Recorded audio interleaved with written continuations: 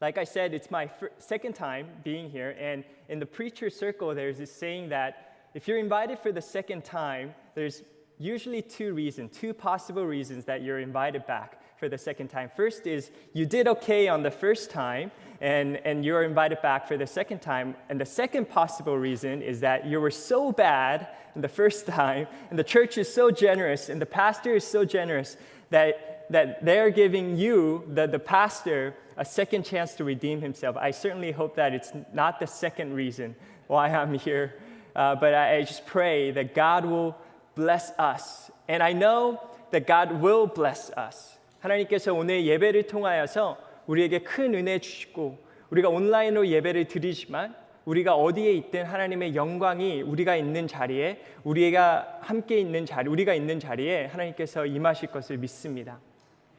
I just wanted to say thank you so much to you and to the church because I get to be a pastor at Saddleback Church, which is one of the most influential church, and I get to be an online pastor. And I know that sounds pretty weird, like it's an odd title for a church. But one of the privileges that I have as an online pastor is that I get to watch a lot of churches who broadcast online all over the world. And as just like you, I was sitting at home for the past 2 months, and I probably will continue to do that. In my feed on Facebook or on YouTube, I'll see a lot of churches that come live, and I get to see those churches. And I just wanted to say, one of the churches that I continue to watch is your church, 샘물교회 방송을 제가 계속해서 보게 돼요. And one of the reasons is not because the quality of the production that you guys have, which is exceptional, which is awesome, but I feel the heart behind your church coming together to embrace this new method of communication for the church. 하나님께서 지금 이 순간 가운데 우리가 하나님께서 무슨 일을 하고 있는지 우리가 정확히 알지 못하지만 하나님께서 우리가 확실히 알 수 있는 것은 하나님께서 무엇인가는 하고 계신다라는 거예요. 그렇죠? 그런데 교회 가운데 우리가 알아야 하는 것들이 하나님께서 이 시간을 통하여서 우리가 새로운 방법으로 하나님의 메시지를 전하기를 원하시는데 샘물교회가 너무나도 그 온라인 미니스트리를 잘하고 있는 것 같아서 너무나도 감사한 마음이 들어요.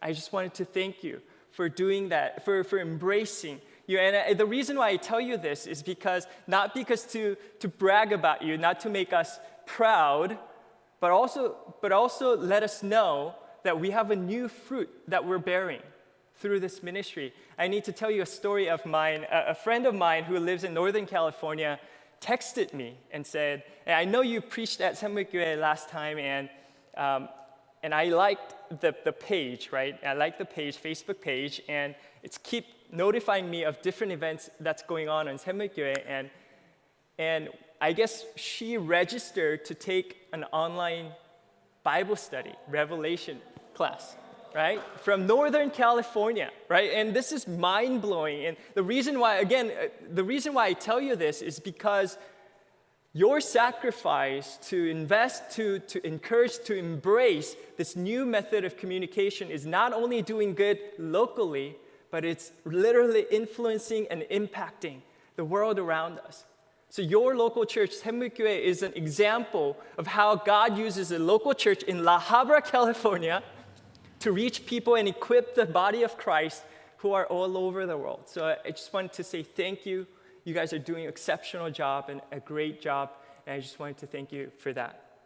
With that, can I just pray once more for this service? God, we come before you, say thank you, because in the midst of all that's going on, in the midst of crisis, we get to see your goodness. And Father, we believe that you will speak to us. If you can use a broken vessel to speak, I know that you can use an online technology to speak to each individual who are watching and worshiping on the other side of the screen. So Father, wherever our members are, be present in their lives. Fill their room, living rooms or bedrooms, wherever they are, fill the room so that they will feel your presence. The weight of glory, they will feel the weight of glory. So we invite you come speak to us. And in Jesus' name we pray, amen. So I came across an article one day, and it said that nearly half of all Americans feel lonely. And young people in particularly are experiencing loneliness. Health insurance company called Cigna, which is one of the largest insurance company in the nation here, took a survey and found that 54% of people said they feel like no one actually knows them. Additionally, 56% of people said the people that they are surrounded with are not necessarily with them. And 40% feel that they lack companionship and that their relationships aren't meaningful and that they feel isolated from others. That last one, this statistic that nearly 50% of people, half of all Americans, that's including you and me, are feeling isolated from others, this shocks me. Because we live in a world where it seems like we're so close to one another. On internet and social media, we can become friends and followers by a single click, right? And how this relates to us is critical because it's worse for younger generation. For the young people, it's worse. The loneliness is worse. And I won't ask you to raise your hand because I know you won't raise it. But I want to ask you if you ever felt lonely, that you felt that you're isolated, that people around you, the friends around you, don't actually know you. If that's you, I want you to listen to the story that I want to introduce to you. For me, being alone is not a problem. I'm an introvert. When everything goes well, it's not a problem to be alone, right? Because it actually feels good because you're in the spotlight. You feel better than others. I feel like I'm further up in the race against my peers. So it's not a problem, but where being alone becomes a destruction for me is when things are going bad. And to be honest, there are more times in my life that I feel like I'm behind the race and everyone else seems to be fine. And I ask this question to myself, why am I the only one feeling lonely? Why am I the only one not doing so well? And I feel like I'm losing in the battles that God has put in my life. And there are times that I'm desperate for friendship, for fellowship, and community of faith. Can you guys agree with me? Do you guys ever feel like there's a giant mountain ahead of you? There's a battle in front of you. So imagine this with me. You have a battle in front of you that you know that you have to face, that you know you have to fight. But you are afraid even to start because the pressure of knowing that you have to fight is just too big. It's just too overwhelming. If you ever felt this way, again, I want to let you know that you don't have to fight your battles alone. You don't have to fight your battles alone. We have a story in the Bible where it teaches us how Christians are to fight our battles. Where Christians are to fight our battles. And many of us think that we are supposed to fight our battles alone. And I think this culture has influenced the church to say the indicator of how good and how strong your faith is by how much you fight the fight in your life alone, right? It's you and your own little faith. That's how you indicate how strong your faith is. That's how the world has indicated to us. Your faith is strong if you can get over this task, if you can get over this battle with you, yourself, and your own little faith. It's me and my faith against the world. But if you look at this story that I'm about to share with you, we are not supposed to fight our battles alone. If you had been feeling like you've been up against this world all by yourself, even though you may be married, even though you are well into your years, or maybe you're just stepping into a world after graduating high school, college, and the world is telling you it's time to show the world how strong you are alone, don't listen to it. Don't listen to it. It's time to show who you are with. It's time to show who you are with, not how strong you are by yourself. 세상이 우리에게 주는 거짓말 중에 하나가 있어요. 어떻게 보면 많은 교회에도 영향을 미친 것 같은데 우리의 믿음을 재는 방법이 있다면 우리들의 삶 가운데 있는 영적 시험들, 우리들의 삶 가운데 나타나는 많은 시험들을 나 혼자 어떻게 이겨나느냐를 통해서 우리의 믿음이 얼마나 크냐를 재고 있다라는 거예요. 나 혼자.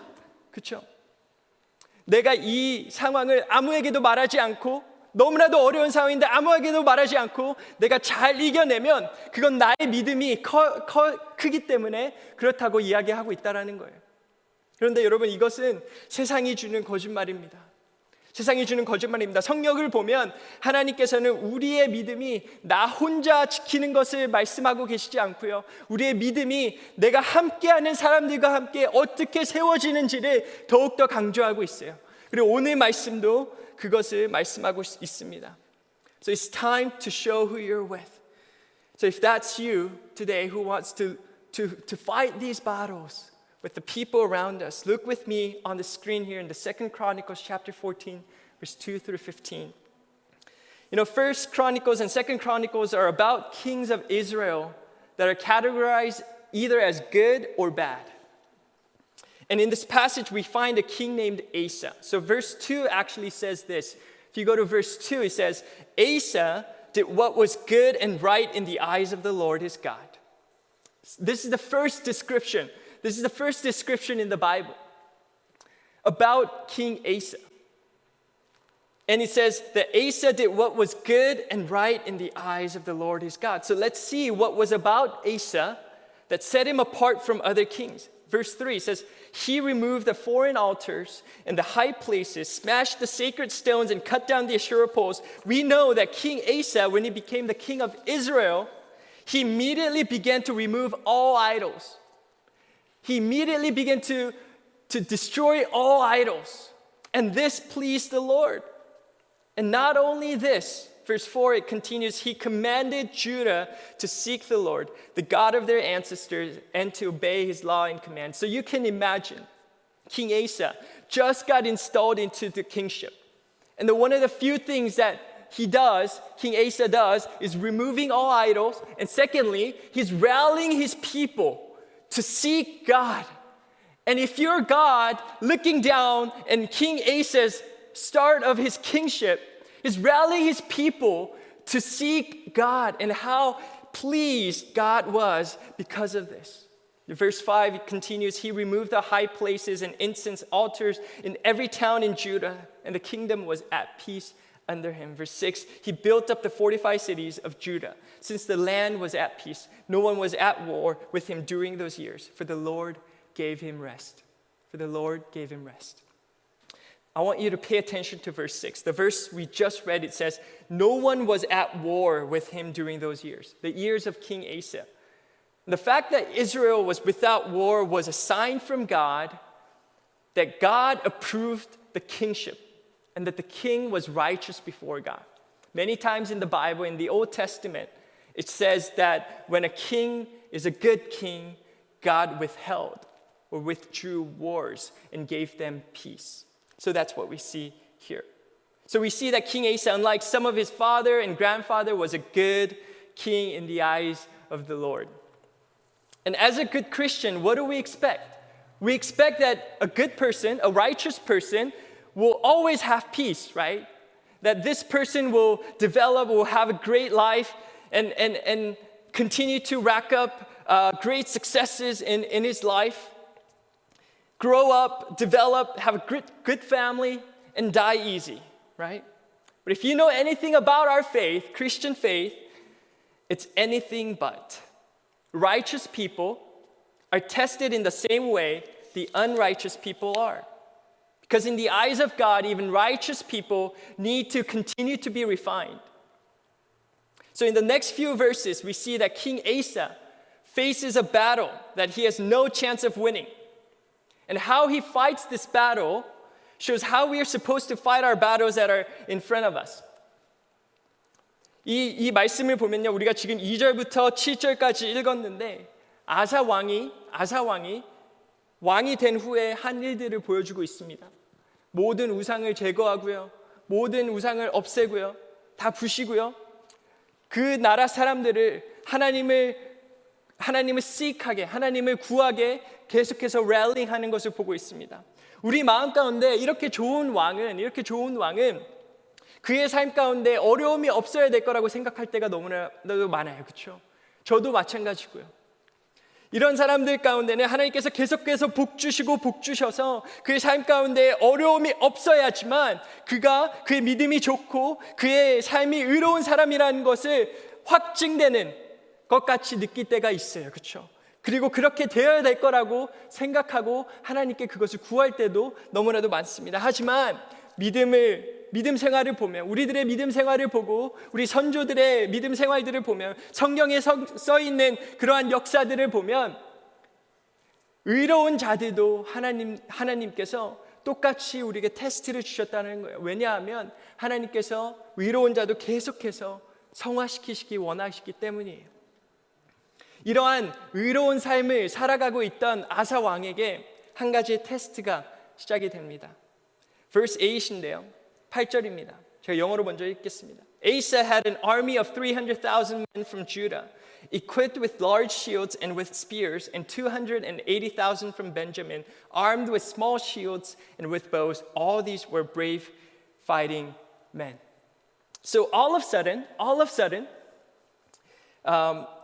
the verses are telling us that he had a good life, he was a righteous king, everything was going great, and yet they start to count the armies of Judah, the armies of Asa, right?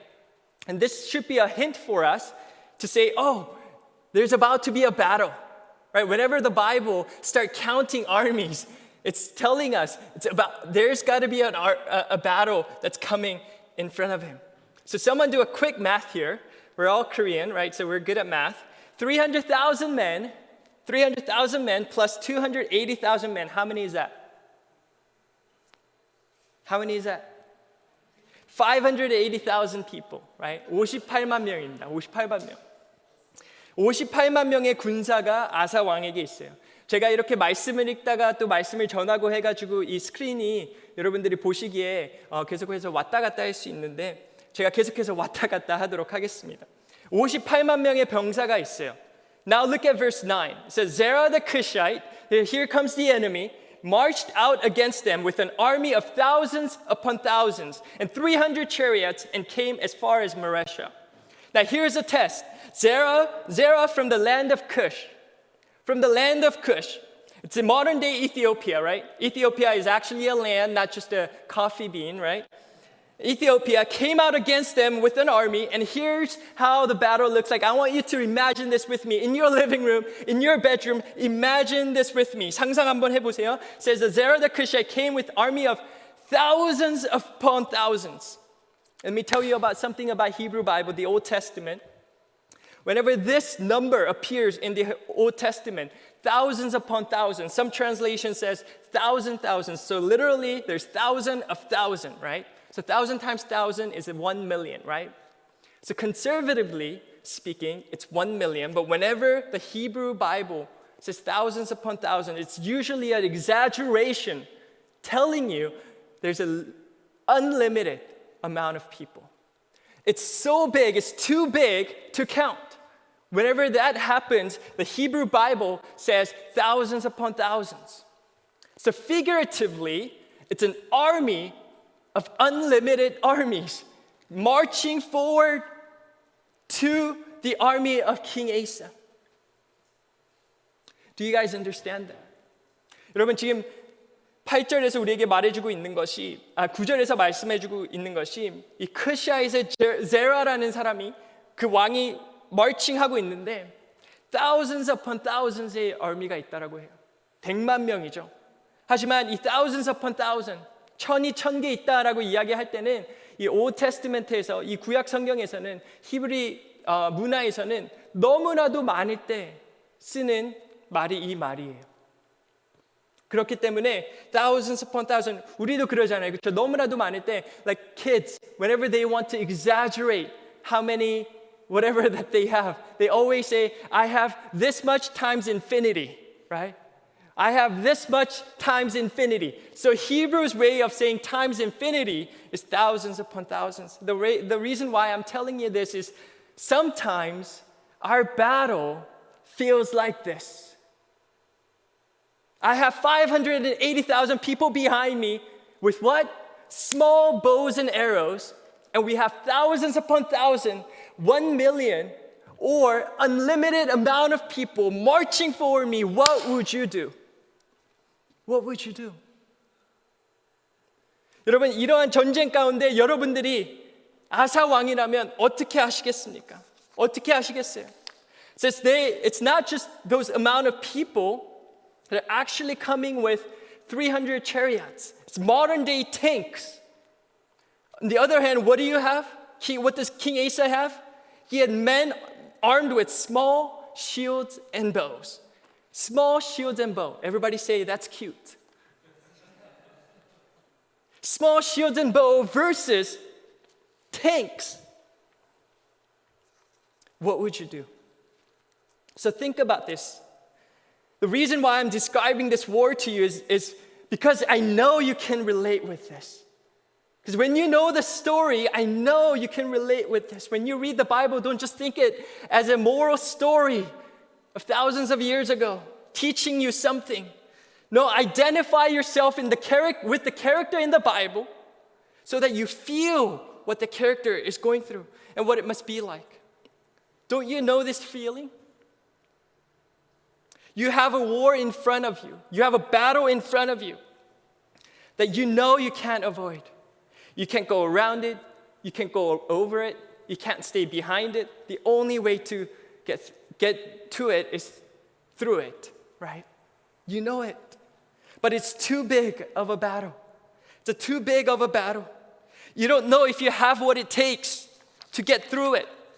The war is beyond you. The enemy is too strong. It's overwhelming. We're feeling like this right now during this COVID-19 crisis. You have responsibilities that are weighing you down. You may be working from home. You may be laid off or furloughed. And you are feeling this. You're trying to make it work. And you have kids around you. The pressure. Relationships are taking a toll because you are constantly with one another. Stresses are boiling up. We put on faces, we put on smiles whenever we meet people, if we get to meet people. But inside of your soul, you feel immense pressure. So much so that you almost feel paralyzed in the midst of that pressure and uncertainty. Anybody feeling that way? I certainly am. If I can tell you honestly, I may be the pro at putting a smile when everything's not going so well. I am so good at that. To tell you a little bit about myself, even when I was in 7th grade, I wanted to be a pastor. And when I wanted to be a pastor in 7th grade, all the pastors that I knew always put on a smile. So I thought there was no difficult things in their lives. So I thought that was what I was supposed to do. And I saw the difference between my smile and what's going inside of me. And there was so much turmoil, there's so much sin, there's so much disgust that I couldn't handle it. It was then when I felt like no one knew me. Not because there were no friends, but because I put that on myself. That was my choice. I wanted that. So anybody feeling that? If this sounds like you, I want you to continue to listen. Going back to this story, who do you think is going to win? Who do you think is going? 누가 이길까요? 이 전쟁 가운데 누가 이길까요? 58만 명과 정말 보수적으로 성경을 읽었을 때 100만 명이 되는, 그렇죠? Thousands upon thousands. More figuratively, probably 58만 명, 네? 정말 끝도 없는 숫자의 전쟁의 군이 있을 거예요. 군대가 있을 거예요. 누가 이길까요? 우리는 좋은 썬데이 스쿨을 다니고 있어서 Jesus, 그렇죠? 아사 왕이 이길 거라고 생각하고 있지만 여러분 정말 realistically, who do you think is going to win? Again, let's bring this story into your life, my life. I feel like I'm going through this kind of battle almost every day. Feel like I'm going through this kind of battle almost every day. I feel like there are battle after battle that awaits me every morning. Work feels like that. Ministry feels like that. Relationships feel like that. My relationship with God sometimes feel like that. Internal struggles feel like that. Temptations feel like that. If I'm honest, speaking in front of people feel like that. And it's part of my job to do it. Feel like I'm outnumbered, out-equipped, out-strengthened, out-technologied, if that's word. What about you guys? If the statistics that I read to us in the introduction is true, half of us are feeling lonely. We see how great others are doing on Instagram. We hear about these great geniuses, people with amazing talents, who are making it into an MBA after high school, who are getting into schools that are beyond my capacity, my capabilities. When we feel like it is me against the world, I'm sure you feel like Asa, who is facing an enemy that seems impossible to beat. So what are we supposed to do? What are we supposed to do? Let's look at verse 10. It says this, Asa went out to meet him, and they took up battle positions in the valley of Zephath near Mareshah. I want you guys to read this aloud together, if you could. Can you do that with me? Verse 10, it says, Asa went out to meet him, and they took up battle positions in the valley of Zephath near Mareshah. 그러면 아사 왕이요. 100만 명의 군대가 오는 걸 보고 있는데 the first thing Asa does is marching up to it and taking a battle position in the valley.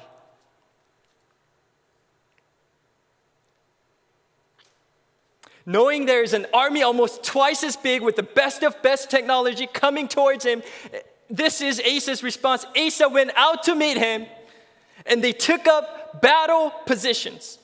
Can you guys picture this? Imagine this with me. How courageous he must be to go out to engage in a battle when all he sees is uncertainty, fear, and failure.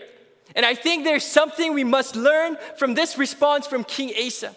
What are some battles in your life that you must own up and take battle positions of? I think as Christians, sometimes we play way too safe. We don't engage in battles that we don't think we can win. We don't engage in battles that we don't think we can win. You do the calculation in your head. My army of 580,000 versus 1 million. Small bows and arrows versus 300 tanks. We do that calculation and say, oh, no chance. No chance. You do another calculation, no chance. Then you withdraw. You don't engage. You don't take battle position. We withdraw. To be honest, it certainly is my case in many of my battles that I'm up against. If that's your case as well, let me ask you a question. Where is faith in that? Where is faith in that? Don't let safety and security be the highest goal in your life. This generation puts so much emphasis and value in safety and security that we suck the essence of faith right out of my heart. I'm not against financial planning. I'm not against career planning and execution. I am all for that. I'm a planner myself, but there's got to be some battles in your life that you have to engage in, even though the numbers don't match up. If you're a Christian, don't let safety and security be the highest goal in your life. Let faith and love be the highest goal in your life. Pastor Craig Rochelle in Life Church says this way: following Jesus was never meant to be safe. If you chose Christianity because you thought it would be a safe and easy way to heaven, I'm so sorry, but you're gonna have to choose another religion. There are a lot of religions in this world that is safe and nice and easy that will lead you straight to hell. And I'm not saying this mockingly of you, not of other religions. I'm saying this because knowing people of God are called to be warriors and not watchers. We're called to be warriors and not watchers. One of the many titles that God has in the Old Testament is Lord of Hosts. Lord of Hosts. 구약 성경에 많이 나오는 하나님의 description, 하나님의 타이틀 중에 하나는 여러분들이 잘 아시겠지만 만군의 여호와라는 말이 있습니다. 만군의 여호와. Our God's name is 만군의 여호와. Our God's name is Lord of hosts. But what about his people? What is a kingdom that is afraid to face battles? Our king is certainly not afraid. Why are his people? The God we serve is called the Lord of hosts. 우리가 섬기는 하나님의 이름은 만군의 여호와 되십니다. I gotta move on. Verse 10 says this, Asa went out to meet him, and they took up battle positions. They were ready for battle in the valley of Zephthah near Marashah. Then Asa called to the Lord. So this is the second thing that Asa did. First thing he did, he marched up to the battle and stood up before his enemy. Second thing that he did is that he prayed. And I don't want to be cliche here. But listen to what kind of prayer that King Asa prays. Verse 11 says, Then Asa called to the Lord his God and said, Lord, there is no one like you to help the powerless against the mighty. Help us, Lord our God, for we rely on you. And in your name we have come against this vast army. Lord, you are our God. Do not let mere mortals prevail against you. Oh, this is so good that I have to read it in Korean. 여러분 한국말로 제가 한 번 더 읽겠습니다. 아사가 그의 하나님 여호와께 부르짖어 이르되 여호와여 우리를 도우소서. 우리가 주를 의지하오며 주의 이름을 의탁하고 이 많은 무리를 치러 왔나이다. 여호와여 주는 우리 하나님이시오니 원하건대 사람이 주를 이기지 못하게 하옵소서. 아멘. 여러분, that's a prayer that you must put up in your post, like you must post in your room, and that you want to recite it every time you go out into your battles. 여러분 이 기도의 내용을 여러분들의 마음 가운데 꼭 새기시기 바랍니다. You know, rather than asking for tactics, strategies, the battle plan, how to fight this battle, Asa just goes on to praising him. Watch this. He says, Lord, there is no one like you that helps the powerless against the mighty. Then he declares his reliance on him, saying, we rely on you. And he doesn't boast of his name, and what he's boasting of is God's name, saying, in your name we have come against this army. And lastly, he reminds God of who he is and saying, Lord, you're our God, and do not let mere mortals prevail against you. Friends, from this prayer, I want to draw your attention to these words right here. Look at the words, the first person plural nouns in this prayer. 여러분, 제가 조금 emphasize해서 읽는 그 단어들을 한번 잘 들어보세요. Lord, there is no one like you to help the powerless against the mighty. Help us, Lord, our God, for we rely on you, and in your name we have come against this vast army. Lord, you are our God. Do not let mere mortals prevail against you. In this short prayer, we see we, us, our 5 times.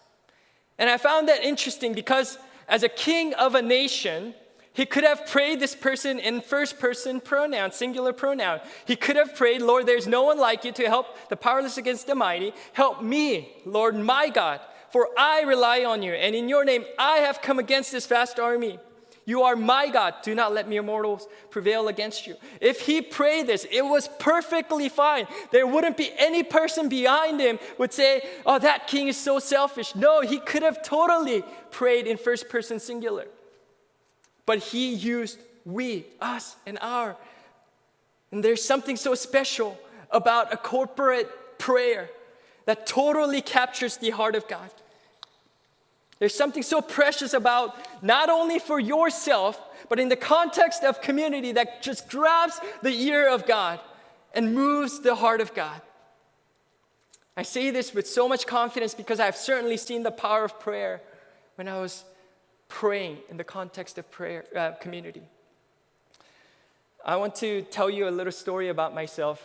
제 이야기를 조금 하면 저도 한국에서 태어나서 11살 때 미국에 이민을 왔어요. 이민을 와서 여기 로컬리 있는 학교 다니고 파크 주니어 하이 그리고 써니힐스 하이스쿨 바이올라 유니버시티 다 다녔습니다. 혹시 보시고 계신 분 중에 제가 나온 학교 나오신 분이 선배님 반갑습니다. 후배면 열심히 하세요. 여러분 여기서 자랐습니다. 자랐는데 제가 한국말을 계속해서 가정에서 친구들과 쓰면서 또 영어를 배우잖아요. 그렇죠? 영어를 배우면서 정말로 다른 걸 하나를 캐치했어요. I want to tell you a story. There's something so beautiful about Korean language and culture. And it's the use of we instead of I. And let me explain this to you. You know how people in Korea introduce their parents? 부모님을 소개할 때 어떻게 소개하죠? 친구야, 우리 부모님이야, 그렇죠? 우리 엄마야, 우리 아빠야, 우리 교회야, 우리 교회 가자, 그렇죠? 심지어 강아지를 소개할 때도 우리 강아지야 라고 얘기해요, 그렇죠? And I hope you're seeing the pattern here. In Korean culture, I introduce what is mine as if it is ours. Our mom, our church, our dog. You know what would happen if I did that to Americans? Like, hello, this is our mom. And they would go, what the, right? They would think it's so weird. I know this because I've tried it. When I first came to America, that's how I introduced my mom. Hey, I still remember the guy's name. Hey, Alex, this is our mom. It was weird.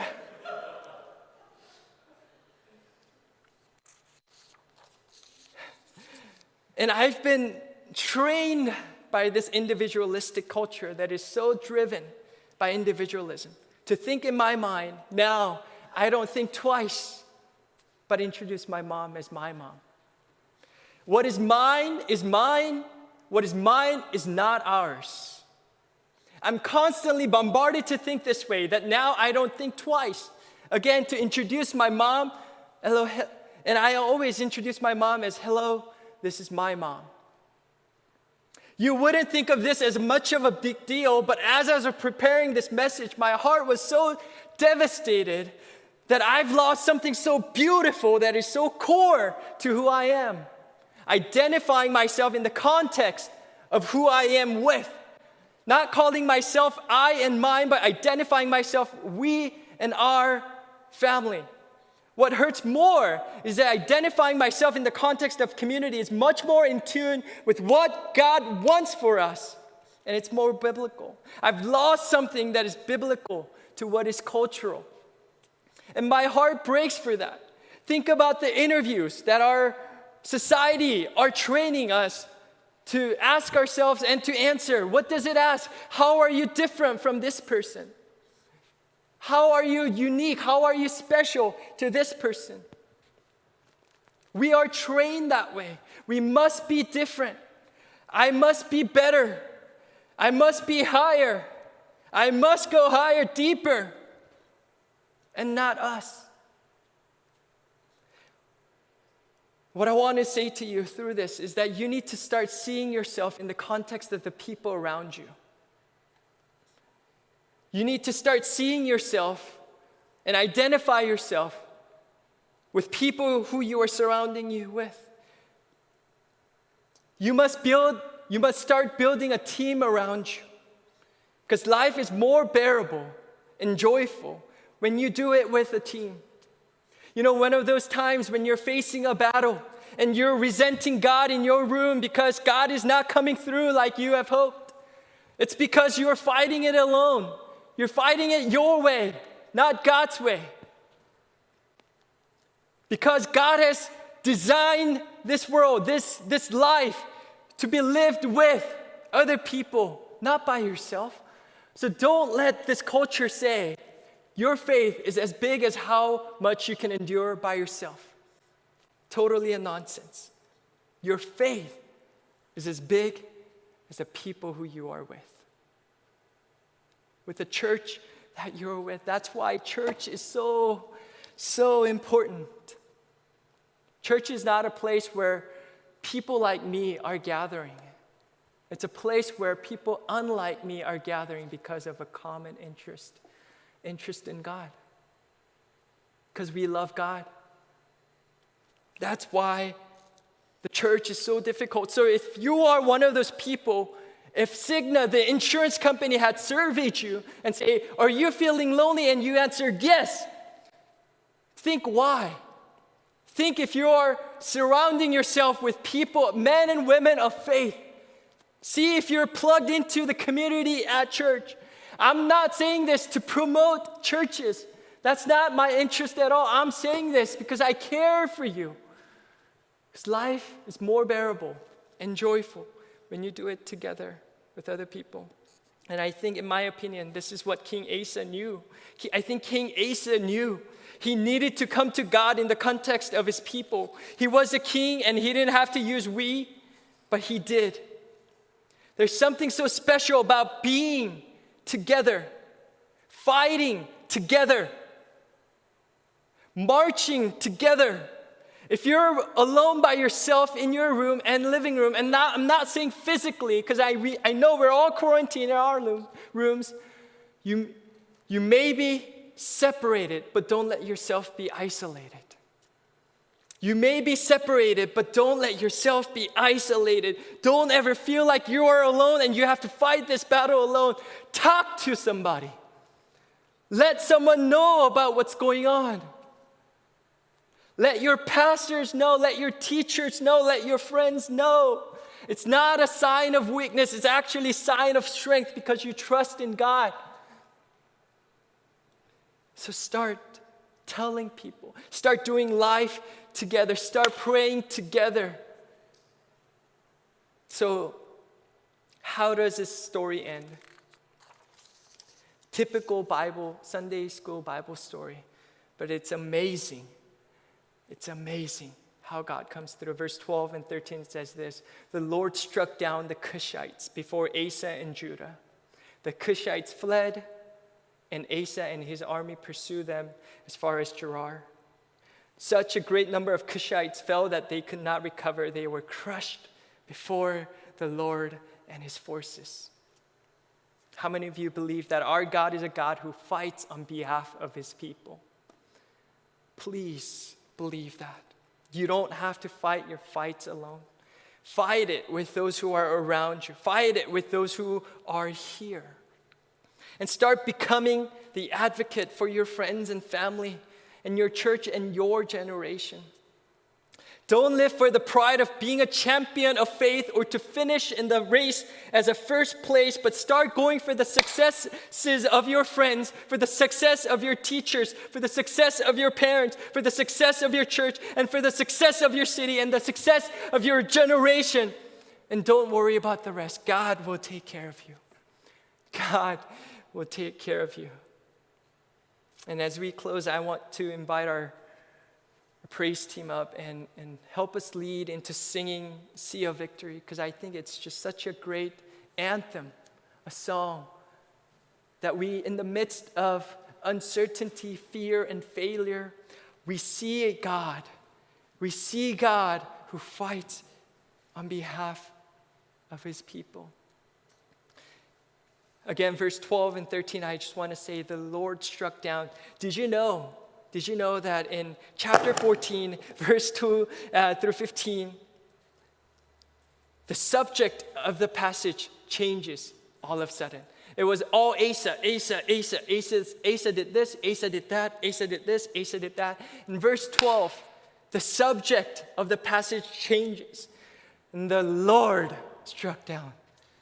The Lord struck down. And I just pray and hope that's the story of your life, where the subject of my life changes from Kevin to the Lord. Where the subject of your life changes from your name to God's name, which is Lord of hosts. 만군의